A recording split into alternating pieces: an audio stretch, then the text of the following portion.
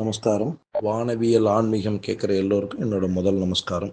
நம்ம கடந்த பதிவில் பார்த்தது ராசியோட உச்சநிலை, நீச்ச, பகை, நட்பு, சமபலம் இதெல்லாம் எந்தெந்த ராசிக்கு எப்படி எப்படி இருக்குதுன்றதை பற்றி இதில் அதே மாதிரி ராசியில் ஒவ்வொரு ராசிக்கும் ஒவ்வொரு கிரகங்களுக்கும் ஒவ்வொரு உறவு முறையை சொன்னோம். அந்த உறவு முறை என்ன அப்படின்னு பார்த்தீங்கன்னா, இப்போ சூரியன் இருக்கிறாருன்னு வச்சுக்கோ. சூரியன் அப்படின்றது தந்தை ஸ்தானம், ஆத்மா, நம்மளோட உள் உணர்வு, பித்ருகாரகன். அதே மாதிரி உத்தியோகம் சார்ந்த விஷயங்களுக்கு சூரியன் பலம். உத்தியோகம், அரசு உத்தியோகம் ஆகட்டும், தனியார் உத்தியோகம் ஆகட்டும், ஒரு தொழில் தொடங்கணும், இதுக்கெல்லாம் சூரியன் முதல் காரகனா இருப்பார். அவரோட பலத்தை வச்சுதான் அவங்களுக்கு உத்தியோகம் சரியா வருமா வராதா, அரசு உத்தியோகம் கிடைக்குமா, இல்லை தொழில் சார்ந்த விஷயங்கள் பலப்படுத்துமான்றதை சொல்றதுக்கு உண்டான காரணம். அடுத்ததா சந்திரன்.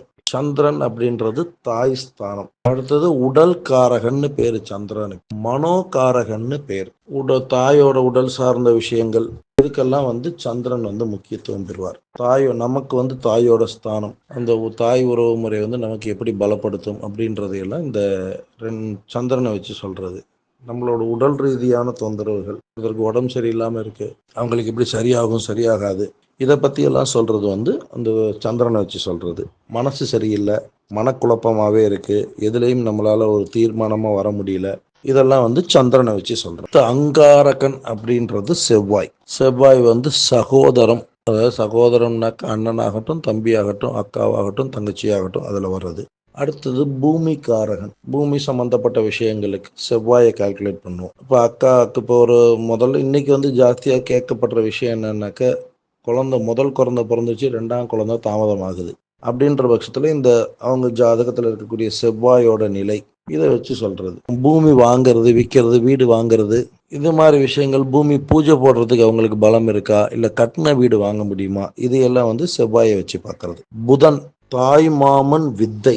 அதாவது இப்போ இன்னைக்கு நிறைய பேர் சொல்ற விஷயம் என்னன்னா, குழந்தை பிறந்த உடனே அப்பா அம்மாவுக்கு நல்லா இருக்கா, தாத்தா பாட்டிக்கு நல்லா இருக்கா, அம்மாங்காரனுக்கு நல்லா இருக்கா, வில்லேஜ் வார்த்தை இது, அம்மாங்காரனுக்கு நல்லா இருக்கா மீன்ஸ் தாய் மாமனுக்கு நல்லா இருக்கான்றதான் கேட்பாங்க ஜாஸ்தி. அதெல்லாம் புதன் காரகத்துவத்தை வச்சு சொல்றது. வித்தை அப்படின்றது நமக்கு கல்வியிலிருந்து அத்தனை விஷயங்களுமே, ஒரு எக்ஸ்ட்ரா நாலேஜ் அப்படின்ற விஷயங்கள் அத்தனையுமே புதனோட சார்ந்தது தான். புதன் அனுகிரகம் இருந்தால் தான் ஒருத்தரோட படிப்பு ரீதி பலப்படும். அதே மாதிரி நமக்கு ஒரு அதாவது நம்ம இப்போ நிறைய பேர் பார்க்குறீங்கன்னா பார்ப்பீங்க, படித்தது ஒன்றா இருக்கும், செய்யக்கூடிய வேலை ஒன்றா இருக்கும். 90% பேர் இதை தான் பண்ணிட்டு இருக்கிறாங்க.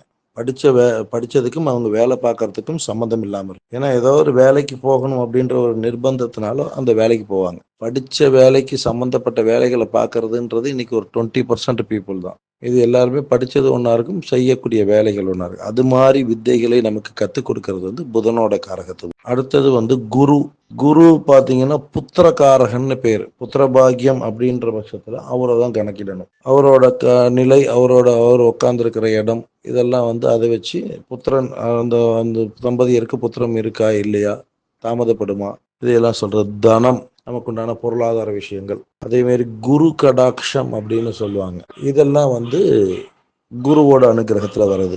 அடுத்தது சுக்கிரன், கலத்திரம், அதாவது ஒருத்தருக்கு விவாகம் ஆகுது. இன்னைக்கு நிறைய பேர் கேட்கக்கூடிய முதல் விஷயம் அதுதான். விவாக தடைபடுது, விவாக ரீதி பலமா இல்லை, எங்க போய் பொண்ணு பார்த்தாலும் விவாக ரீதி தடைபடுது, பொண்ணுக்கு கல்யாணம் ஆயிடுது, பையனுக்கு கல்யாணம் ஆகலை, இது காதுபடவே கேட்பாங்க. அந்த பொண்ணு, நீங்க பார்த்த பொண்ணுக்கு கல்யாணம் ஆயிடுச்சு, இன்னும் பையனுக்கு கல்யாணம் ஆகலை, எப்ப கல்யாணம் ஆகும், இது கேட்பேன். இது சுக்கிரனோட அனுகிரகத்தால. வாகனம், இதுவும் சுக்கிரன், அதாவது பொருளாதார ரீதியான விஷயங்கள் அத்தனைக்குமே சுக்கிரன் காரணகர்த்தாவா இருப்பார். நீங்க ஒரு பொருள் வாங்கணும், போகணும், வரணும் அப்படின்ற பட்சத்துல எல்லாமே சுக்கிரன் தான் காரணகர்த்தாவா இருப்பார். இதுல சனியும் உள்ள வருவார். வாகன ரீதிக்கு உண்டான அனுகிரகம் சனியாலையும் கிடைக்கும். அடுத்தது சனி ஆயுள் காரகன். நம்மளோட ஆயுளை தீர்மானிக்கிறவர் அவர் தான். சனீஸ்வர பகவான்னு சொல்றோம் இல்லைங்களா, அவர் தான் நம்மளோட ஆயுளை தீர்மானிப்பவர். அவரோட இருக்கிறத வச்சு நமக்கு ரோக விஷயங்கள், உடல் ஆரோக்கியமின்மை, இதையெல்லாம் சனீஸ்வரனால தீர்மானிக்கப்படுது. ராகு ஞானம்.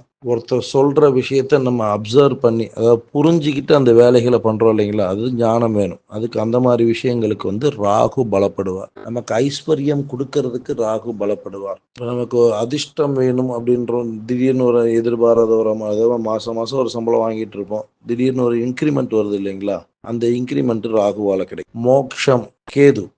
கேது வந்து மோட்சத்தை கொடுக்கக்கூடிய, அதாவது இதுல வந்து நிறைய விஷயங்கள் அடக்கமாகும். மோட்சம் அப்படின்றது கேதுவோட அனுகிரகத்தினால மட்டும் கிடைக்கும் அப்படின்றத நினைக்க முடியாது. இந்த கேது வந்து எப்படின்னு கேட்டீங்கன்னா, ராகு வந்து கொடுக்கக்கூடியவர், கேது வந்து கெடுக்கக்கூடியவர். இதை கணக்கிடணும். ஏன்னா இது சும்மா மோஷம்னோடனே கேதுவை பார்த்த உடனே மோஷம் கிடைக்கும் அப்படி கணக்கு கிடையாது. ராகு வந்து ஞானத்தை கொடுக்கக்கூடியவர், எந்த விஷயங்களான பொருளாதாரமாகட்டும், ஞானமாகட்டும், எல்லா விஷயங்களையும் அவர், அதாவது நமக்கு வாரி வழங்கக்கூடிய தன்மை ராகுவுக்கு உண்டு. அதை கெடுக்கக்கூடிய தன்மை கேதுவுக்கு உண்டு. இது எல்லா இடத்துலையும் கெடுப்பாரான்னு கேட்டிங்கன்னா இல்லை. அது இருக்கக்கூடிய இடம், அது வாங்கியிருக்கக்கூடிய சாரம், எந்த நட்சத்திரத்தில் உட்காந்துருக்கு, எந்த ராசியில் உட்காந்துருக்கு, இதையெல்லாம் கால்குலேஷன் பண்ணணும். அப்படி பண்ணும்போது என்ன ஆகும்னாக்க, இந்த கேது வந்து நமக்கு ஞானம், புத்தி, வைராக்கியம் இது எல்லாத்தையுமே கொடுக்கக்கூடியவர் அவர் தான். ரொம்ப பேர் சொல்லுவாங்க, இந்த வேலையை நான் முடிக்காம இந்த இடத்த விட்டு நவர மாட்டேன், இந்த வேலையை பண்ணாம இந்த சமயத்துக்குள்ள இந்த வேலையை முடிப்பேன். இந்த மாதிரி ஒரு வைராக்கியத்தை கொடுக்கக்கூடியவர் கேது. அதை சரியா முடிச்சு வைக்கிறன்னு ஒரு அவர். இப்போ பார்த்தீங்க அப்படின்னாக்கா, ஒரு ராசி அப்படின்னு எடுத்துக்கிறீங்கன்னாக்கா 12 ராசி கணக்கு சொன்னோம் இல்லைங்களா?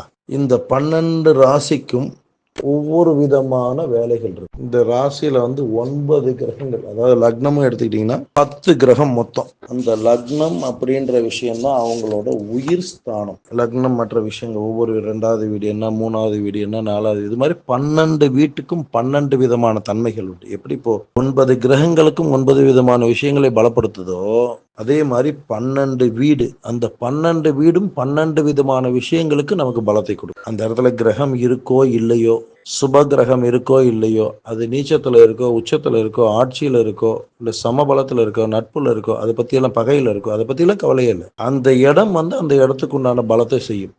அதுல எப்படி இருக்குது, அதோட சாரம் எப்படி இருக்கு, இதை வச்சுதான் அவங்களோட வாழ்க்கை ரீதி அப்படின்றது தீர்மானிக்கப்படும். இதை பத்தி நம்ம அடுத்த எபிசோட்ல பார்க்கலாம். நமஸ்காரம்.